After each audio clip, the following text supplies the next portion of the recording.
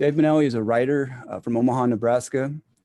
In 2012, Dave came down with serious illness and reestablished some priorities in his life. Music and writing came to the forefront and has remained there since.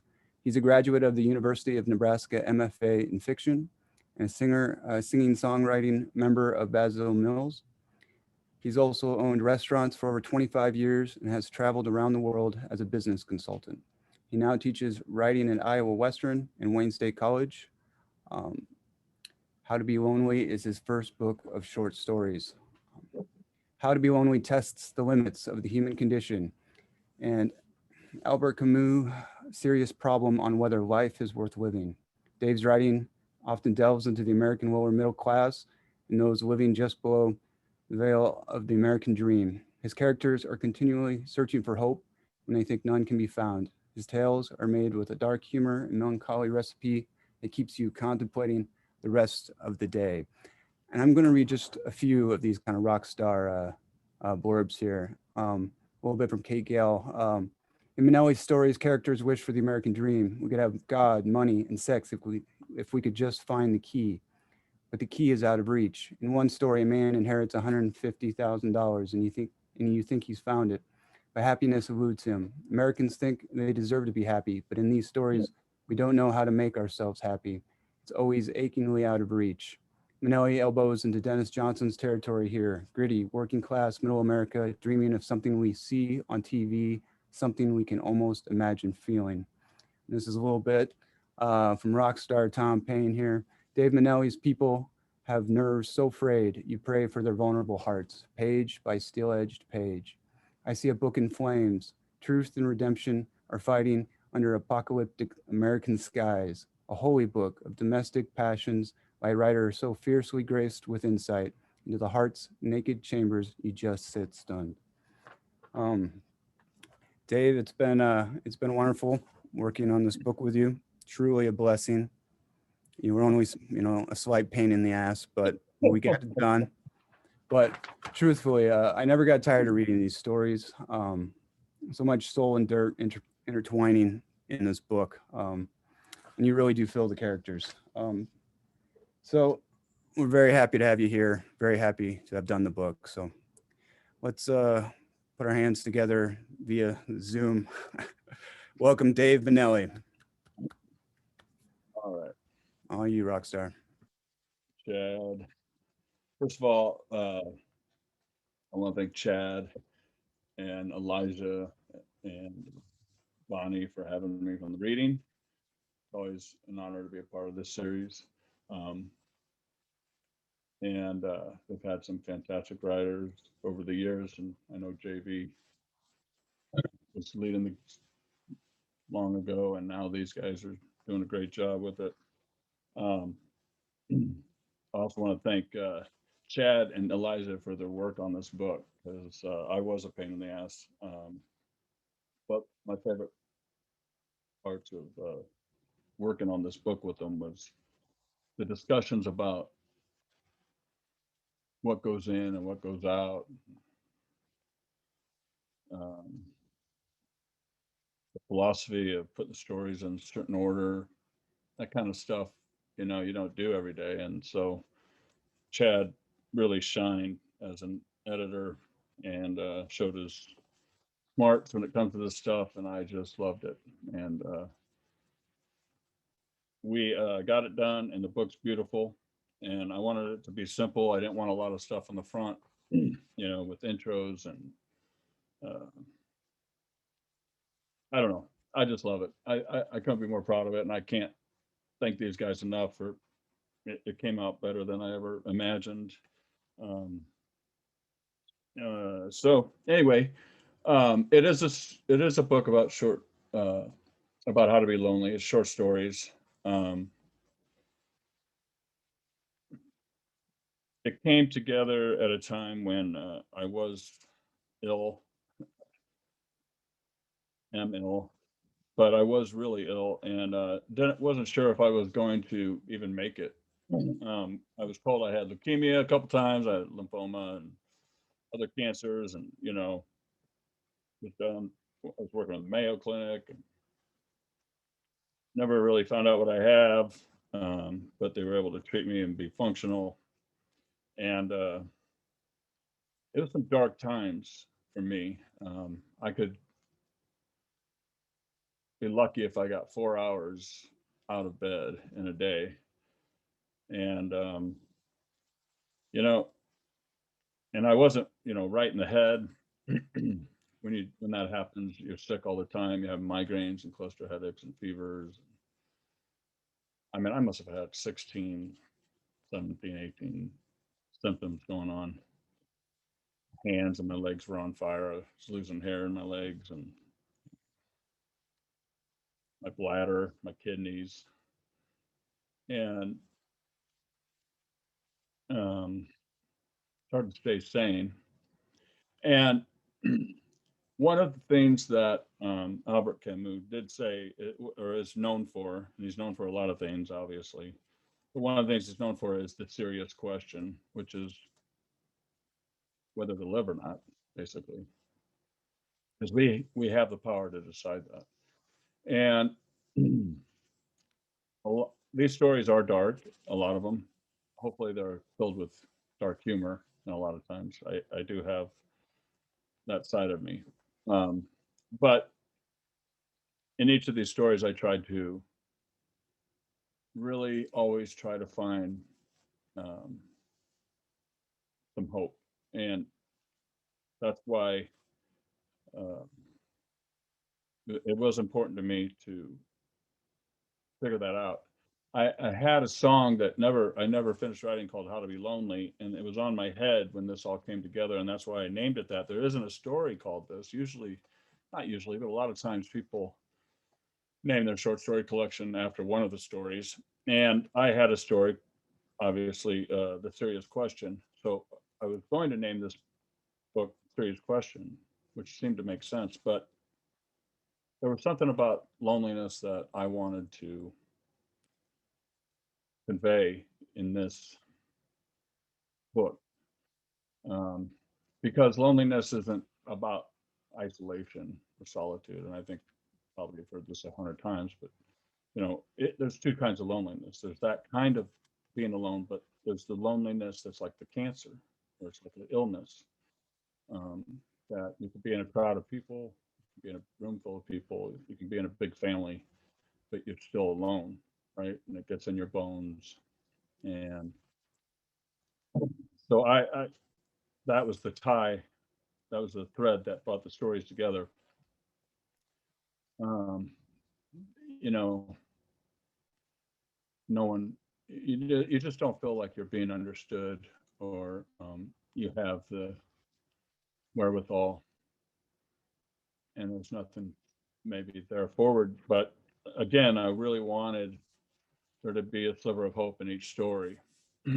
And that's why the power of putting the stories in the right thread was important. And Chad really helped me, including the last story, which I'm not going to give away, but it was powerful for this last story to be where it was, The Serious Question. And Chad's reasoning was great, and I loved it. Zadie Smith always said that, or she didn't always say, but she once said that it was the hardest thing for anyone to accept was that other people are real, like you are. And I always felt like fiction I relate to fiction so much because we can get, and other people have said we get closer to the truth, and I think we do. We find these examples and these stories that I hope people can relate to, even though some of it might be a little crazy. Sometimes it's like we feel like we're crazy sometimes, right? Or we're out of touch. And so that was the point of the loneliness, is that we accept, we find other people like us, I guess, through these stories. So I guess what I want to do today is I guess a lot of fiction readings I've been through over the years, I always get stuck on reading one story and people falling asleep in their chair. So not that I think they're boring or anything, but I thought I just would give you some quick hits of a few of these stories. give you a taste of what writing's like and what the stories are like, I'll preface any of the stories, so you're not lost when I just start reading. Um, and if you have any questions, just hit Chad and Bonnie up, and you, Chad, Bonnie, just interrupt me. I mean, you know how I am. I don't care. Interrupt me, and then we'll just have. I would rather have the conversation, to be honest, than read. So hit me up on the questions, please. So I thought I'd start with the first story, which is called A 5-Letter Word for Transcendent Manifestation. I'm not sure if you guys really care where I get these stories, but I'll probably tell you anyway. I was in line at the grocery store and sick as a dog. And I looked over at one of those Star magazines, and there was a story about a woman who slept with a ghost. And I just thought, you always see that kind of stuff. And I just thought, whatever, it's funny. And then I got thinking as I sat there waiting for the person in front of me, what if that person was married or in a relationship? Is that cheating? And then I got thinking even more like that drive both of them crazy, because would he believe her? And that's how this story came about. It's called A 5-Letter Word for Transcendent Manifestation. So a guy who is happily engaged, his wife or his fiance tells him that she slept with a ghost, a spirit, had a connection, and she's very happy with it. I mean, she's kind of like think that to be something she shares happily with them. So him and his college buddies, because they're only like 5 years out of college, they get together at their bar, and they're going to talk this out. And wife is very supportive of this guy, and he wants to be, but it's tough for him. So this guy and his 3 friends, this guy's name's Tommy, and he's sitting with his friends, and the conversation starts going something like, what if she actually had sex with the ghost? Nick said. That one really hadn't crossed my mind, I answered. Do you believe in any of that stuff? Kelly asked. I don't know. I drank my shot of tequila that we'd ordered. I've never had reason to believe. I believe in some kind of energy out there. But ghosts? Angels? I shook my head. This is wild, Jeff said. Maybe you just need to forget about it. See if things go back to normal. I've thought of that too, I said, putting down another shot. But it's been weird. On the other hand, Nick went, if it is true, she cheated on you, bro. And with some dead guy. No way, Kelly jumped in. Cheating? I think we got to allow some leeway here. I mean, if you were visited by a beautiful lady ghost, wouldn't you feel you had the freedom to go ahead and explore that? He looked at the other guys for confirmation. They were at a loss and shrugged. Kelly stood firm in the positive. She's telling her friends, I said, which makes me look like a fool. Plus, she's telling people how good it was, which, dude, what are we talking about here? Jeff said. She did not have sex with the ghost. A few days after the incident, I decided we should have sex to see if anything had changed emotionally or physically. I didn't think there would be such a thing as ghost STDs, but I asked if I should wear a condom. She teased me, but gave me some room to be weird. I would hope so, seeing how I sure as hell gave her a canyon of space to be a little flaky. And it bought me some time because she thought I believed her for the time being. Sex was great, even more passionate than usual, but that troubled me and pleased me at the same time. The incident and discussion of the said incident began to die down. Die. Everything I said or did reminded me of the goddamn ghost. But not before I got most of my initial questions out of the way in the first days, which didn't help the overall relationship. Did he have a name? All I felt was Ray. How old did he look? About 50. What was he wearing? Pants and a button-up shirt, regular business casual. What era do you think he was from? Maybe 1960s? How big was his dong? Really? It helps me. It was good size. Damn it. Could he, finish? I think so, yes. Okay, we're done here. But the bad jokes were hard to suppress and usually came out at the worst times, especially after drinks. Like one night when we were out with another couple and we were trying to decide where to go for dinner, and I went off. What sounds good? What sounds good? The other guy asked. Anything is good, Carrie answered. Carrie is his fiance. That's when I said, without thinking, is that what you told Ray? Who's Ray? The other woman asked. Oh, you didn't tell them? I gave a curious look without actually catching her stare. He's some wraith Carrie fucked. Should we get Ty? Eventually, the terrible humor calmed down too. It was a hard place to be. It felt as if she cheated on me, yet it was completely ludicrous at the same time. I was doing my best to put it behind me while she was doing her best not to let my discomfort dissolve our relationship. I had a hard time letting it go completely. Babe, what is a five-letter word for transcendent manifestation? No answer. The water on the kitchen sink turned on. I waited for it to shut off as I sat at the dining room table with the newspaper folded. Babe, transcendent manifestation, five letters. It's not funny. Not wraith or spirit. So far I have blank, blank, blank, ST. She responded with, okay, then grunted as she walked by me. Maybe you could ask Ray? That's enough, Tommy, she yelled as she entered the bedroom. I finally felt a little better, having pushed my chest out a little. Or at least I thought I did until her mother, Paige, came into town with her boyfriend, Craig. We met them out for dinner at an Italian place. Her mother was gypsyish, appeared almost the same age as Carrie, if not for the wrinkles under her eyes, and acted more immature. Carrie had always teased Paige about her tarot cards and her horoscopes, which was why the ghost sex came as a surprise. So, Paige said with the riotous of smiles, and as she set her elbows on the table, letting her hands clasp in front of her face, like she was about to get the juiciest gossip. Tell me more about this visit you had. Not much to say, really, Mother. Oh, come on, don't be a prude. Paige had on a white dress, and her hair was pulled back with a scarf tied around her forehead. San Jose was screaming for her to go back, and she looked like a foreigner in Chicago. Her boyfriend of the moment was a musician.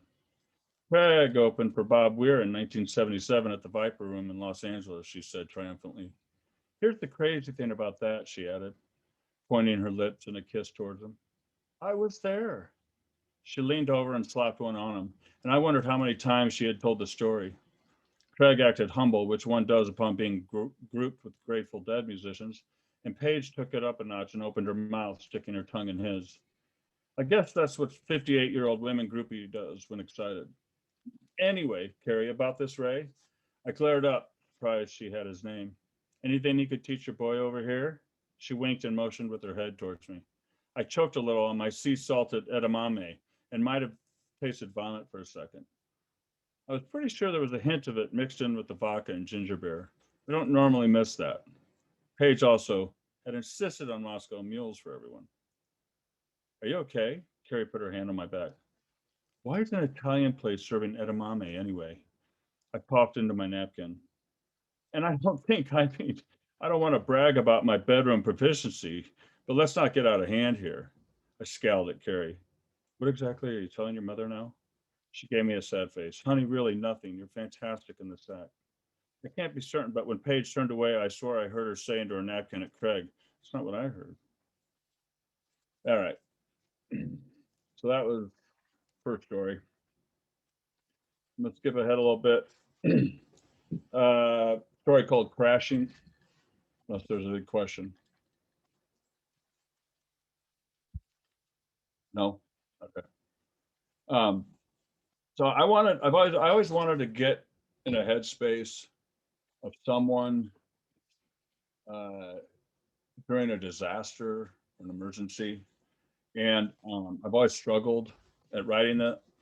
But I had this short story that I'd worked on for a long time of this guy crashing in a tour bus. And I guess I wanted to get in that place where, you might have heard or you might have even experienced where you're in an emergency or a disaster, or you're in I don't know, you're just you're in some kind of crazy moment, but you're thinking about totally normal things, and you don't, and then you catch yourself and you don't know why. It's like, did I leave the iron on? But you're in the middle of a earthquake and buildings are crumbling, or, God, I really love pancakes. It's like when you're in church and you think about sex and you catch yourself, like when you were 15 and you're like, your parents are looking at you like, like, what are you doing down there? And you're like, nothing, nothing. Why am I, you're wondering why you have these thoughts. I'm not sure. There's got to be a name for it. And I have done some digging for it and haven't really been successful at finding it. So I wanted to be in the head of somebody who was in the middle of a long bus crash. And this was like in the mountains, rolling, rolling, rolling. And this is my attempt. I've had a few people actually email me on this since getting the book out, who liked it and were talking to me about it. So some people must have thought I did okay with it. I'm just going to read you the beginning of it to show you how I kind of tried to do this. Basically, it's a writer, a music writer, who gets assigned to up and coming band, and he's an old musician himself, but never really made it. He's got a little jealousy going. Him and his girlfriend are on the rocks, and he's touring with this young band, and in a nice tour bus. But the tour bus driver falls asleep apparently or something, and they end up rolling down a kind of a shallow part of this mountain. Um, the next time Sam opens his eyes, his sensations fill with flashes of colors, loud sounds, and shooting pains. 1 second, he is facing the ceiling of the luxury bus, and the next, he is facing down at the floor, hovering above his built-in bed. The pain that shoots through his skull from butting against the wall jolts him back into consciousness. It's hard to put it together when you're being tossed around like a fish in a bucket. But he finally figures the bus is in crash mode and rolling sideways. The roadie, Neil, drew the shortest straw that night before in Denver, which won the back bedroom's second bed for the next 2 nights instead of one of the 6 bunks in the hall, and somehow spreads against the far wall as if chained to it like a female target for a Russian knife thrower. Sam begins a full throttle descent through the small room towards Neil like a missile. An object knocks Sam in the head just before he shoulders Neil in the gut, causing both men to groan in pain. Just knowing what is up or down fails him as they roll to the next side of the room. There are 4 walls, a ceiling, and a floor. Sam knows this. He is not without logic. But it feels as if he is hitting walls he shouldn't be. The sounds of objects sliding and falling occur simultaneously and create a symphony of crashing sounds. Neil's screams of "what the fuck" over and over accompany the crashing melodies. "I don't know," Sam yells back before slicing his palm on a fluorescent light bulb that once was part of the ceiling light fixture. Blood streaks down his arm. They should still be in the mountains somewhere east of Durango, which explains the rolling. But he panics over the fact there will be a fall off soon, as in a steep cliff. His attempts to look out the window as he passes them are fruitless, and only thanks to the sparks from the bus hitting the red rocks and the half moon that glimpses by every second rotation can he see at all. He makes himself stop looking and focuses on keeping his body from injury. Crashing, the picture of the sailboat above the bed that still clings to the wall above it, his elbow lodges into Neil's lower rib cage. And that is when he thought of Molly's snoring pops. Molly's snoring. And that is when the thought of Molly's snoring pops into his head. What a strange thing to think of. Ashtrays, rocks, glasses, alarm clocks, iPhones. Sam's laptop that he has been spitefully writing the story of the band on, a drum cymbal, the mini fridge, and the Washburn acoustic Sam borrowed from the lead guitarist Rhett, all crash into and around Sam's back and head, causing minor blackouts and more blood to flow. Objects are always followed by Neil, who weighs a good 50 pounds more than he does. The guitar snaps in half. Is Rhett still alive? Maybe with the beds being tucked into the hallway, the guys have a chance of surviving. Maybe. Maybe they will be crushed too. He can hear their screams. A good sign?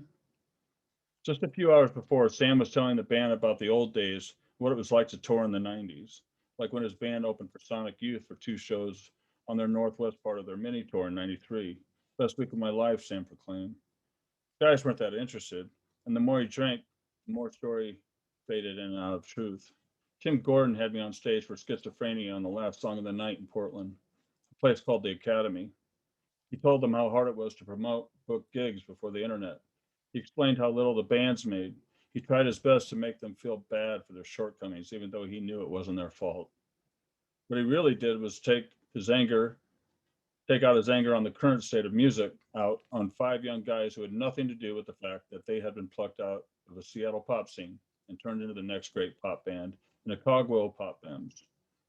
Sam vomited his disdain everywhere the night before in a drunken rager because his band couldn't get over a proverbial hump and broke up in 2004, leaving him with a sour taste and all the debt on his credit card.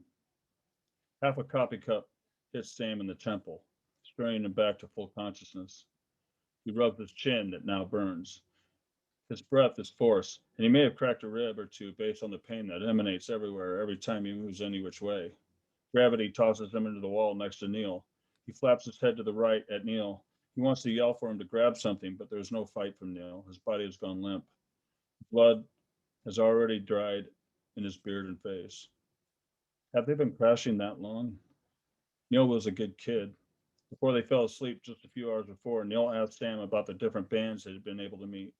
Sam told him about the time he ran into the band Oasis at an IHOP after their show in Portland and what a dick the singing brother was. How he threw a fit over the American pancakes and lit a cigarette and kept smoking, even though he was told by every employee that he couldn't. His brother must have apologized about 3 or 4 times for him, Sam told him, called him a walking imbecile. Sounds like everything you read about him, Neil said, laughing. Sam told him about the time he got to meet REM by being a stagehand for them because of their bus broke down and he was last minute, and how Michael Stipe personally thanked him and wished him the best with his career. He told him about the time Bob Mould walked into a music store and he was once perusing in Omaha after a gig, and how they ended up having coffee right there in the store talking music for a good hour. Sam then told Neil that his love and respect for the history of music was refreshing. Now, whatever is left of Neil slides down the wall before being lifted and thrown to the next one. Sam hears a muted women's scream from somewhere in the bus. So that goes on for quite a while, and he thinks about other things too. Keep going. All right. I'm going to skip ahead to a story I wrote called Sinkholes. I'm fascinated with sinkholes, scared of sinkholes, and read a story about sinkhole in a regular neighborhood, small one. And the interviewer asked the guy something about it. He said something like, can't remember the original theory. He said something like it was probably China or something. And I think he was being facetious, but that little back and forth with the interview and interviewee made me write this entire short story about a guy who gets a sinkhole in his yard, who's having difficulties in his life because he doesn't know what to think about and believe, and including himself, and he's trying to figure it out. And then the sinkhole happens, and his neighbors start throwing ideas at him, and driving him crazy. And he starts thinking about his life. Okay. Ask me the questions, Bonnie.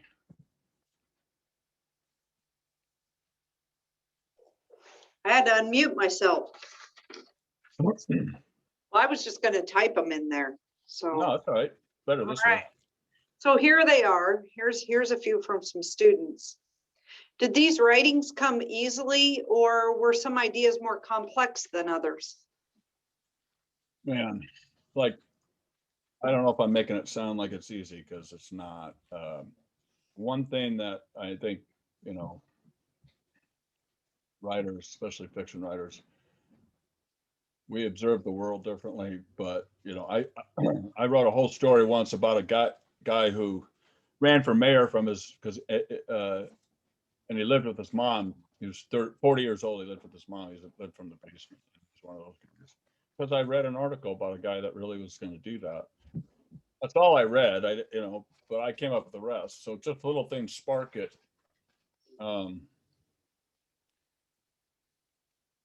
I'd say it depends. I think one of the best things I've heard was from Joyce Carol Oates, who I don't read, but she said,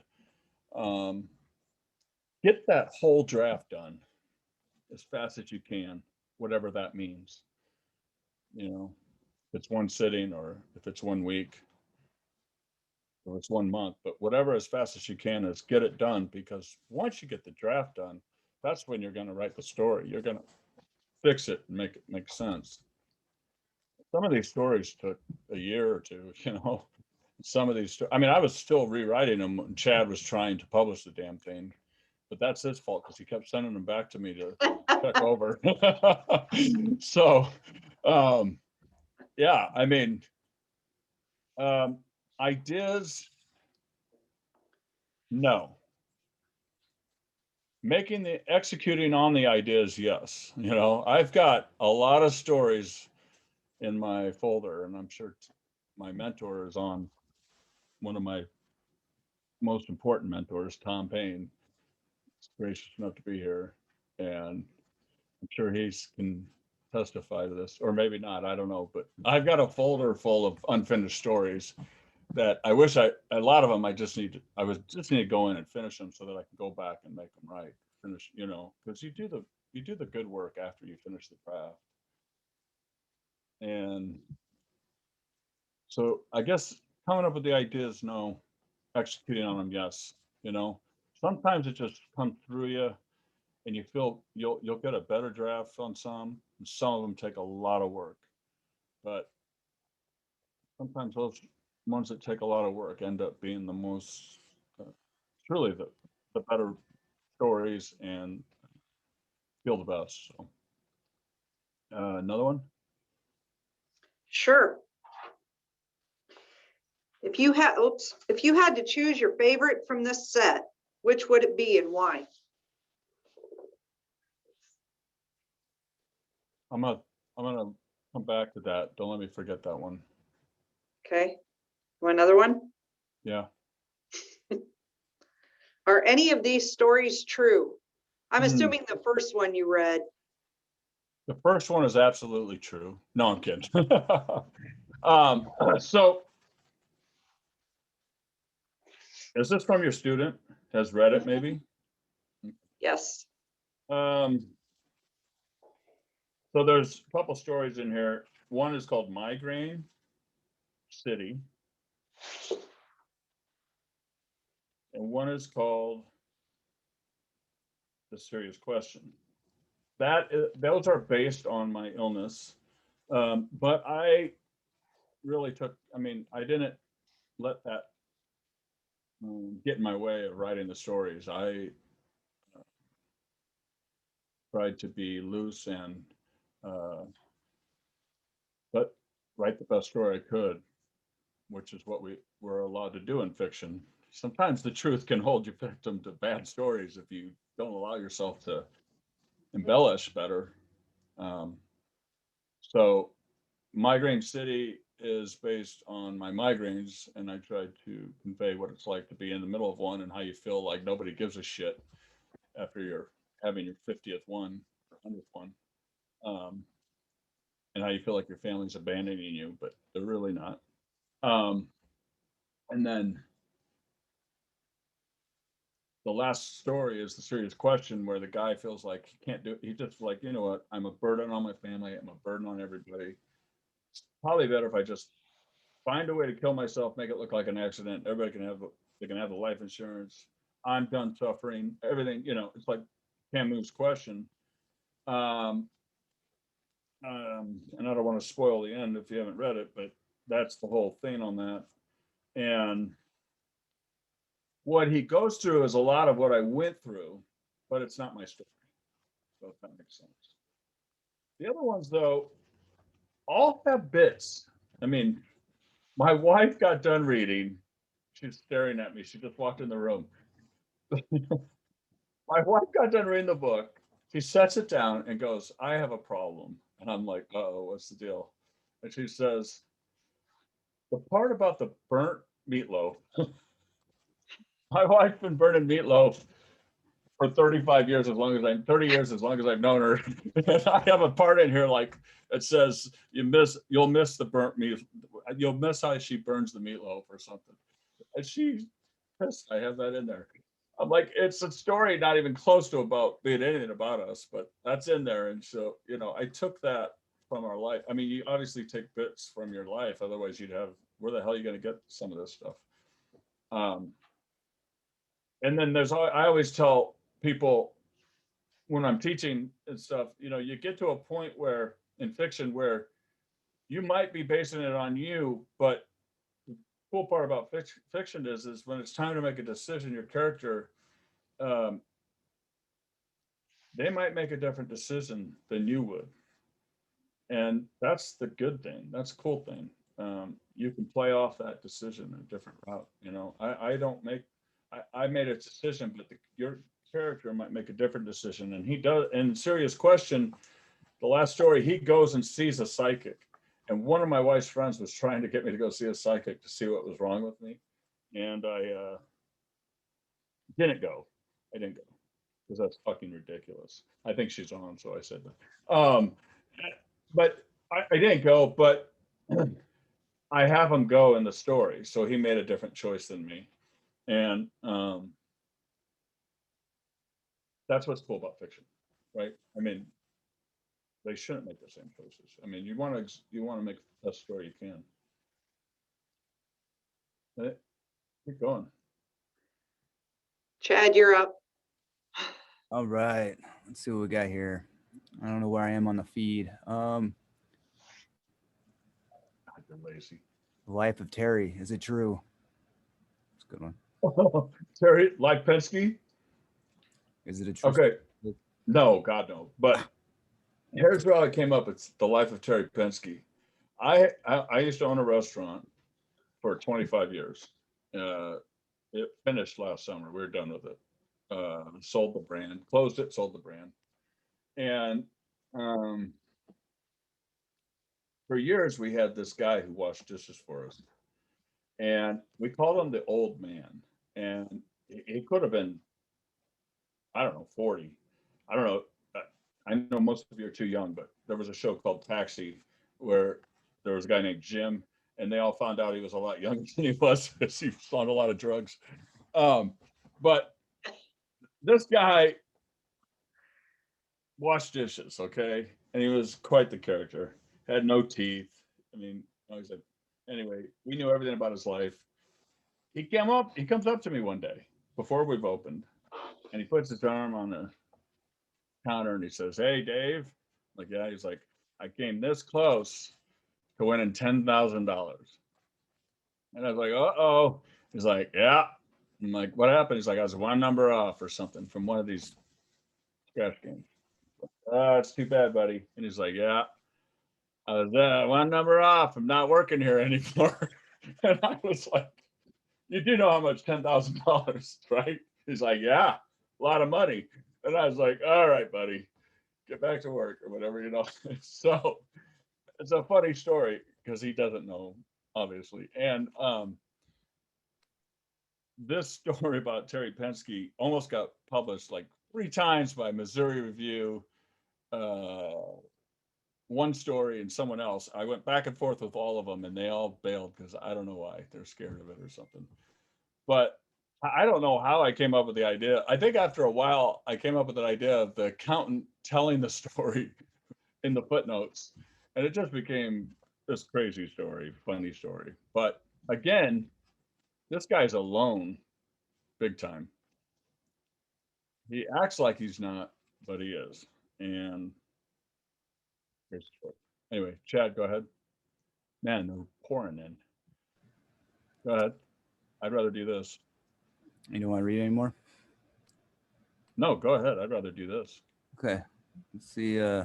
What's your favorite and most impactful place to write your stories? Where does the magic Oh, happen, Dave? yeah. I'm not one of those people that needs a lot of people. I think probably maybe you always hear most people actually. A lot of people need a place to write. I'm not one of those people. I write everywhere. I love writing on my patio outside. And and I don't, is that me? And anyway, just a second. Hey, are you guys using my iPad?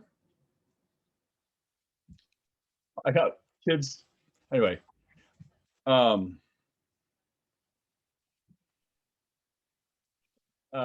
so what was the question? I'm sorry, my granddaughter's video was coming through my AirPods too. What was the question again?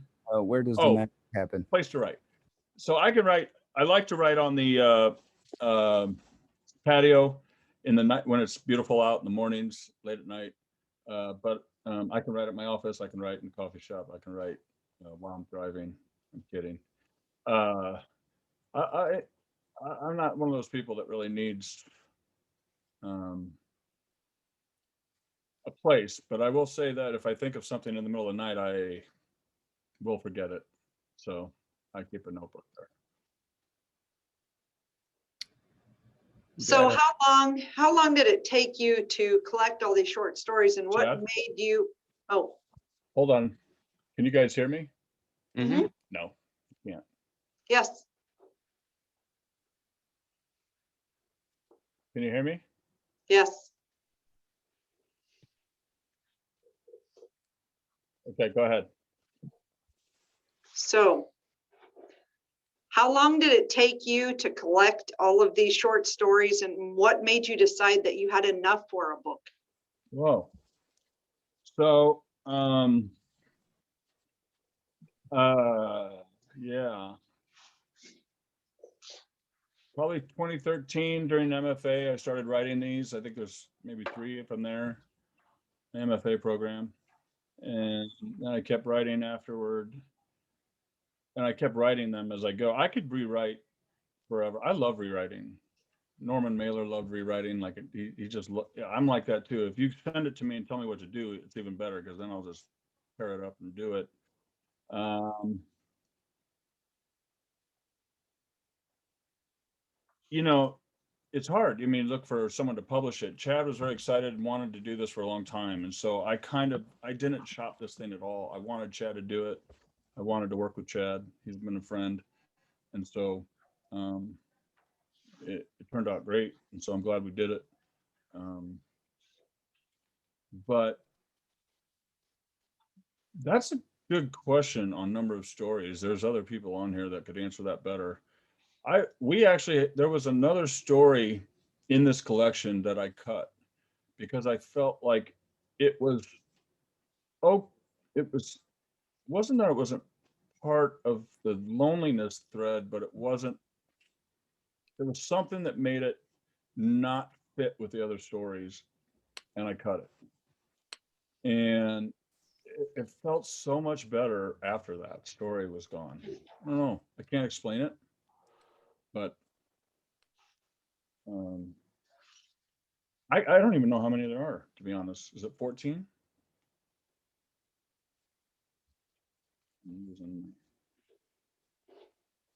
Chad?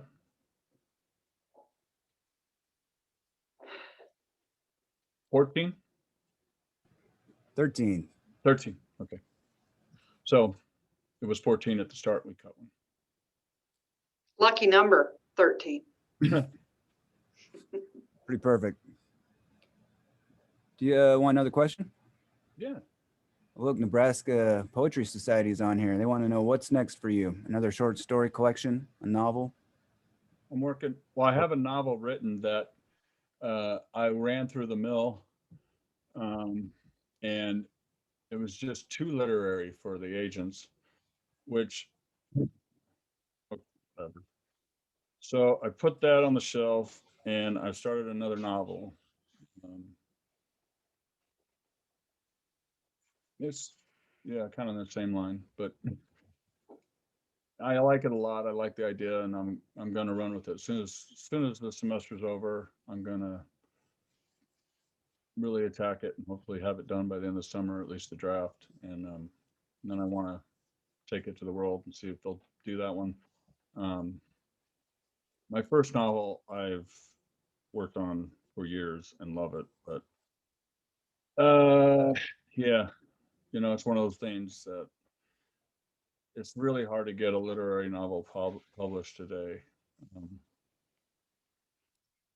if it's not action or mystery or something like this. But I'll try again.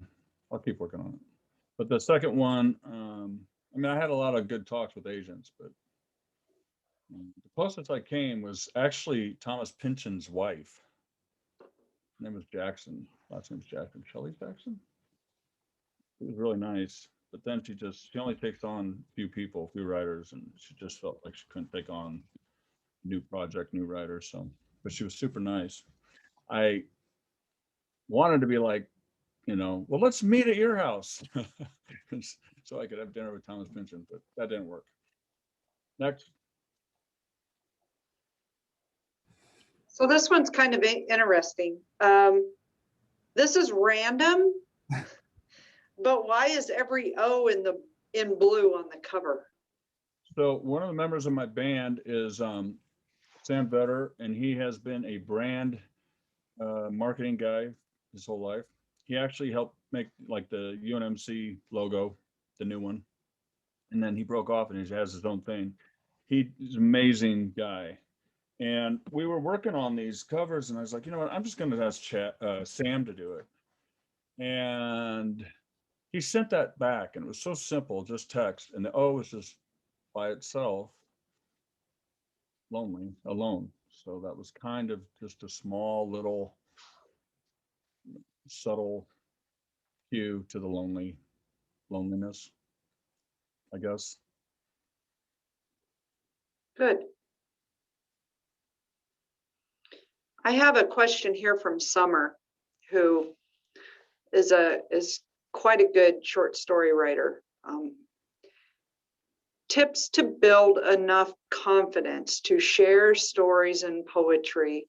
I have no problem sharing my art, but I always chicken out when it comes to my writing. No idea why. It's interesting that you're willing to share your art, not your writing.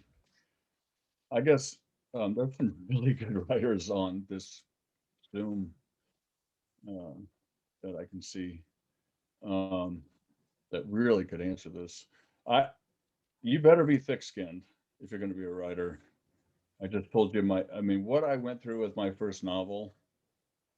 I know it's good. I know it's a good novel. And I'm not going to stand for it. just because some New York agents, you know, thought it was too literary, too much project. You know, I guess there's two kinds of fear in life: fear of failure and fear of success. So you better figure out which one you got, and push it aside, because life's too short. And if you get some criticism, don't worry about it. If you get a group of criticism, and it's a pattern, then you should probably take a look at it. You know, that's what I tell my students in peer review. When they get peer reviews, the other kids are probably wrong. But if there's a pattern, then you better take a look at it, right? I mean, if everybody's confused about a part, then it's probably you. If one reader's confused about a part, it's probably them. So, you know, what's that reason? Why do you share your art? Why do you not share your writing? I would say find people you trust, share that writing, and then start branching it out, and keep learning. Keep learning. So I continue to learn. I continue to learn. I taught a creative nonfiction class this semester, and I completely bulldozed learning about it, and I loved it, and it taught me a ton more about writing. So I would say don't ever stop teaching yourself. It's, you know, I'm sure you don't with art, but don't fear failure, because then you're gonna not do it. Next. All right. We got a few. I'm trying to make sure we get everybody. And hopefully I'm not doubling up here. Day to day, how much did your day to day interactions influence the dialogue in these stories? We do that one. I think we have dialogue. Yeah, Another one. dialogue is tough, right? Because dialogue, you want to make sure the dialogue is the important part of the dialogue and not the small parts, right? And I'm an overwriter. I mean, I have to go back and edit myself a lot. I over explain, overwrite. Dialogue needs to be an important part of the conversation and move the story forward. And you don't want the dialogue to be, you know, I walked into the door and I said hi, and she said hi back. How you doing? And I said fine. You know, it's got to be the important parts of these. It's got to be the important parts of the stories, and it's got to be just as important as any part. And it's got to move the story forward, and it's got to have some depth and meaning, and then someone like Zadie Smith, who can add different dialects, and make it so you really know the person. I also would like Terry Penske use dialect. And Terry had his own way of talking, and so I felt like you got to know him. He also have little phrases that maybe, you know, people use a lot. You know, uh, if there's a English as a second language, I think it's super important to have dialect. Your mom talks a certain way. Amy Tan talks about that, because I think that's critical, catching a person's character in their dialect, in their dialogue. But on the other hand, it all has to matter, you know. And I think that in the dialogue, actions matter. You know, some of the best dialogue is when I've told my students, and they're probably sick of me saying this, but you know, mom's at the sink and she looks down. And the writer's saying her hands were tough, her face looked tough, but she was still pretty. And the mom says, "I can't do it anymore." And then she's, you know, the daughter says, "Stop washing the dishes," and held the sink counter. And I asked, you know, "Are we going to be okay?" I mean, two little lines of dialogue, but the action was equally as important in there. So if we kind of balance. So I think all those things are super important. And just like any of you, it's really a lot of the editing, I guess. When you go back, you want to make sure all that matters. I hope that answered that.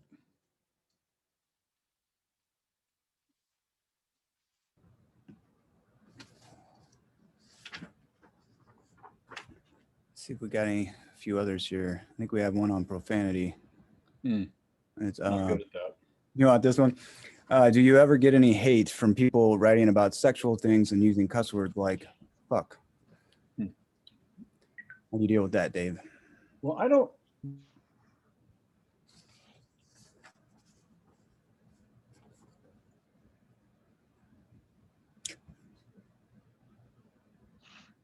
Oops. You're muted. You've been Somebody muted me. you've been I usually don't get too graphic. I usually lead the reader to the sex and let them use their own imagination.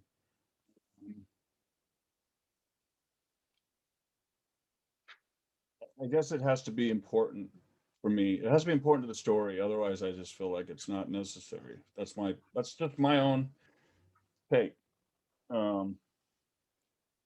I'll say it, you know, but as far as swearing and sex, I mean, it's part of the real world, and I am going to write the real world. That's just it. I mean, My mom read the book. My mom's been reading my reading forever. My kids read the book. My kids have Sailor Mouse. I used to always say, just swear at home, you know. I think they still do. They're pretty good out in public, you know. So, my students know I just, it, they're just words, you know. But I know that some we grow up, we're told they're bad, but um, it's the intent behind them, you know. And it can say a lot about a character and how they're used. So I think with fiction, um, especially literary fiction, nothing's really off limits. Um,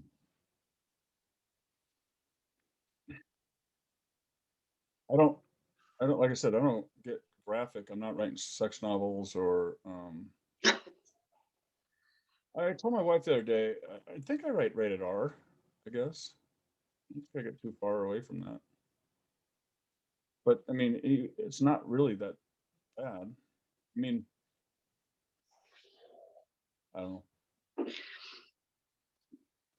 I wouldn't look too deeply into it. I guess I tell my students all the time that if that word needs to go there, then it needs to go there. Yeah. Because we listen to people speak all the time and it doesn't really stop us and jar us. So it shouldn't in your writing as well.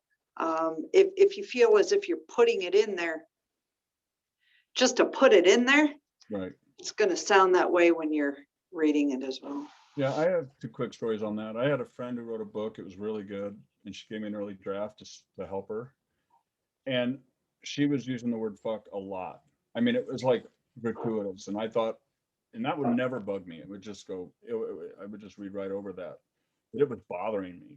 Like it was just like, what? You don't have to say it every. So I did a word. It was in a Word doc. I just did a word search, and it was in the book or in the manuscript something like 375 times. And so I just told her, I said, just letting you know that it's whatever it was. I said, it's in there 375 times and it bothered me. And I am not a person that's bothered by this. And so I think she cut it back. I mean, I don't know. I mean, I think she did. I think she used that. And then one of my students in my comp class wrote a personal narrative essay that was so graphically sexual. I mean, I had to tell her, I'm like, you cannot write this in college. I mean, you have a bright future ahead of you in penthouse letters, but I mean, it took me days to grade them. That's a joke. All right, next. I think we might be getting down to the end here, Dave. Okay. I have one left here. I'm getting some private messaged ones, so that's why I have some that you're not seeing, Chad. Okay. Do you have any advice for someone who has never written a story, but someone else discovered that he or she is good at it?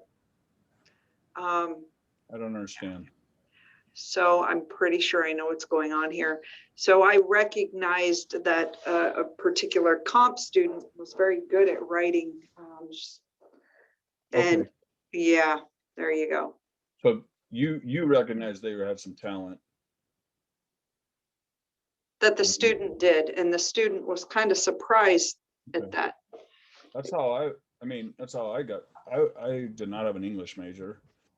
One of my English teachers in college published me or got me published. An essay I wrote. He sent it somewhere and got it published. Really just was like, you're a great writer, you know? And he's like, everything I sent in, he was like, I hope you continue to write, you know? And I mean, I would never even have thought about it. Like, I am. So, I mean, it means something. I hope you know it means something when you hear that. And I guess my advice is that you have to really go dig in and learn the craft. Then I mean, the raw talent's there. I knew I had to go learn. So I was writing my novel when I was sick, and I thought, okay, I had to leave work. I had a great job, but I had to leave, and I didn't know what to do. And a friend of mine who just recently passed away actually said there's an MFA program, you should do it. Because I knew I was a good writer and I had some things published, but I knew I didn't know a lot. I needed help. And I didn't have an English bachelor's or a writing bachelor's, and it was pre-law, which I'm not that either. And I went to history graduate school, so you can see I'm not anywhere near writing. So it was the best thing I ever did. I went to low residency at University of Nebraska, and man, did I learn. I mean, my improvement curve just skyrocketed, and that's what I needed. And that's what I think, you can have the raw talent, but if you don't work it, it's going to remain that. All right, I think I have one last quick one here. Do you think of a specific audience or a person when you write? Not When when I write, she keeps going, when I write, I think of who is reading, and then dialogue flows as if I'm talking with a particular person or persons. Lines come easier as if you're texting someone. Well, that felt like two different things to me. It's, Yeah. when I'm writing, I do not think about an audience, because I feel like that would completely hold me back. If I was writing an essay, I absolutely would need to know who the audience was. I'm not going to write a gun control essay to the NRA newsletter and come out blazing hot and yelling at them. But with fiction, I mean, I'm just focused on trying to get something down and done. The second part there that I heard was something about when you're writing dialogue, it helps her to act like she's literally speaking to a friend or somebody she knows, and that helps. That's probably something innate, and maybe we take from our own conversations. The only thing I would guard against would be to watch out for the banal parts of conversations that get into the writing. Again, just making sure that some of the best writing is like when they just pepper that dialogue in. It's just the important parts, and we don't need